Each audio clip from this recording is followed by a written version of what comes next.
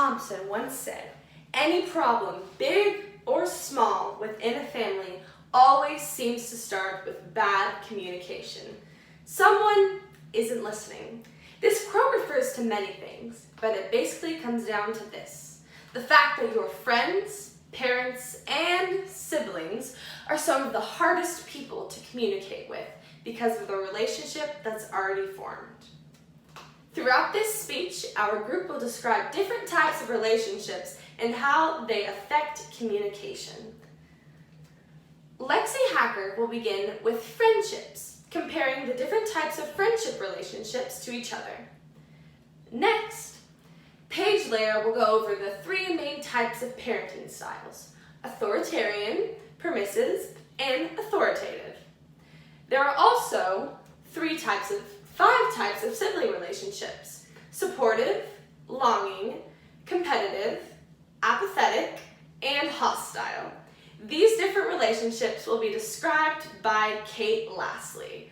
But for now, let's go to Lexi with friendships. There are many types of friendships.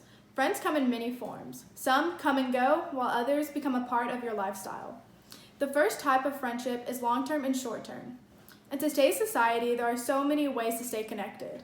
The Book of Essential Communication states that short-term friendships tend to change as your life does. Maybe it's because y'all lose common interests or simply because the other one moves away. Long-term friends are the ones that are with you even when they aren't. As long as connection and love remains, people will feel close with their long-term friends. Another type is doing-oriented and being-oriented friendships. Some people feel closeness in the doing. That means they enjoy doing tasks and attending events with each other. They feel closer because of all the shared experiences. For other friends, they are being-oriented. That means they mainly focus on just spending time and just talking and hanging out with each other. A third type is low obligation and high obligation friendships. There are some friends you would do almost anything for. No request is ever too big. But others, you might hesitate to quickly meet their needs. There is a culture way to look at it. For example, friends raised in low context cultures such as the United States are more likely than people raised in high context cultures such as China to express appreciation for a friend openly. The last type is frequent contact and occasional contact. Once friendships are built, people involved can lose contact, but they don't always.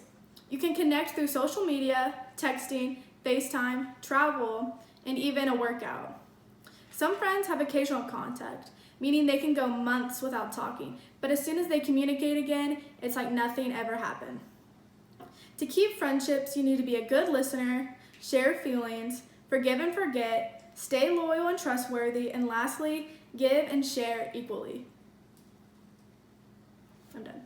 Just like what Lexi was talking about in her speech, there are many types of relationships, just like her topic about friendship. Another relationship between people is family relationships between parents and their kids. Many parents have different techniques in raising their kids.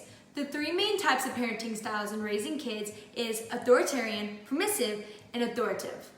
Authoritarian refers to parents with very high expectations for their children, yet they provide little feedback and nourishment. A child's mistakes tend to be punished very harshly in this parenting style. These parents expect unquestionable obedience, and they tend to be characterized as the "do it because I said so" parents. Permissive style refers to parents with low demands and tend to be loving, yet provide few guidelines and rules to follow. These types of parents don't expect mature behavior from their children, and they tend to be like friends more than a parental figure.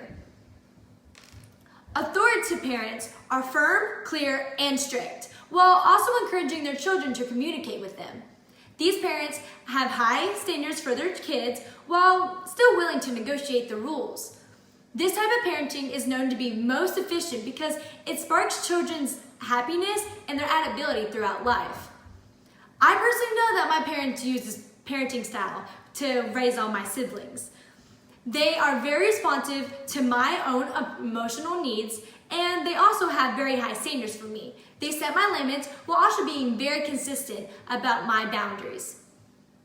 While there are many parenting styles in raising kids, there are two types of communication patterns: conversations and conformity. Communication through conversations allows you to get close with your parents and also allows you to openly talk with them so they can give you advice that you can use later on. Children who grow up with conversation approach are often better at expressing their emotions to their parents and also other people. My mom is very big on communication through conversations because it helps us get closer and it helps her openly talk to me. Just the other day, me and her were discussing if I can go to McKinney with my friends to go shopping. She told me that if I wore my seatbelt, follow the traffic laws, and whenever I went to the store, if I'd wear a mask if required, then once I left the store, if I washed my hands properly and followed the traffic laws again, going back home, that I could go. If I followed her rules and abided to them, then she would have let me go because she wanted me to have fun with my friends and be out with them. This is a great example of authoritative parenting, and it's just one of the many kinds of conversations me and my mom have daily. She states the rules, boundaries, and standards she expects me to abide by, and is always open to listening to my side of the story and always willing to compromise the rules. She always makes sure that I follow the rules while also having fun at the same time. The last form of communication is conformity. Kids will be expected to follow their parents' rules, values, and beliefs without questioning them. If they believe that their parents are raising them this way out of a perceived desire that is motivated by love and concern and not by their selfish reasons, then these kids will be raised to be more emotionally resilient than other kids who weren't raised this way. Thank you for listening to Miss Beach. Now on to Kate for her side of sibling relationships. While there are many different types of parenting relationships, there are also many different types of sibling relationships. The Essential Communication Speech textbook states that there are 5 different types of sibling relationships that people usually settle into as they become adults.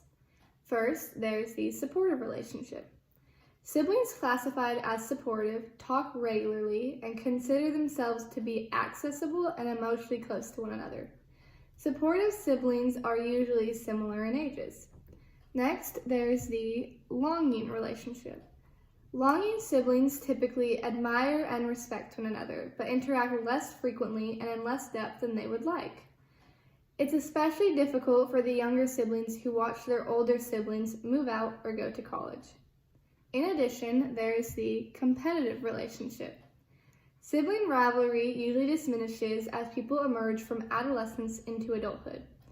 However, some siblings remain competitive if they believe their parents are still playing favorites. Next, there's the apathetic relationship. Apathetic siblings usually only interact with each other on special occasions, such as holidays or weddings. Lastly, there's the hostile relationship. Hostile siblings stop all communication with each other. Unlike apathetic siblings who drift apart without hard feelings, hostile siblings usually feel resentment, jealousy, and anger towards one another. I think that my sister Aubrey and I are in a supportive relationship. We are only 2 years apart and we spend every day together, especially since quarantine. We're kind of forced to spend time together since we have to feed the cows every day together. I tell Aubrey anything and everything, and we rarely fight. I'm afraid that our relationship will turn into a longing relationship when she leaves for college this fall. She's leaving me all alone, and I know that I will miss her immensely.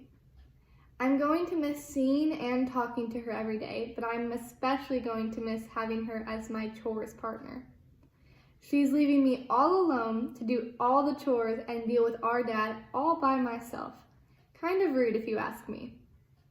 In the end, there are many different types of sibling relationships. The amount and type of communication you have with your sibling is based on the type of relationship you have with your sister or brother. Thank you, Kate, for going over the types of sibling relationships. Communication is a very hard thing to learn, but once you understand what type of relationship you have with someone else, everything else comes with ease. Communicating with people you are close with is sometimes even harder. Once you know your relationship with your friends, your parents, or your kids, and your siblings, you should be able to effectively communicate and not cause problems with a close relationship. And remember, types of friendship relationships determines your communication between each other and comparing the types of relationships.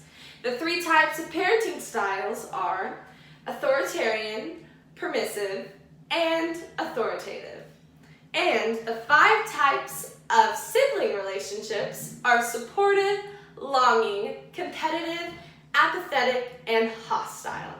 Thank you so much for listening to our speech. I hope you enjoyed it, and I hope you learned more about communication within friends and family.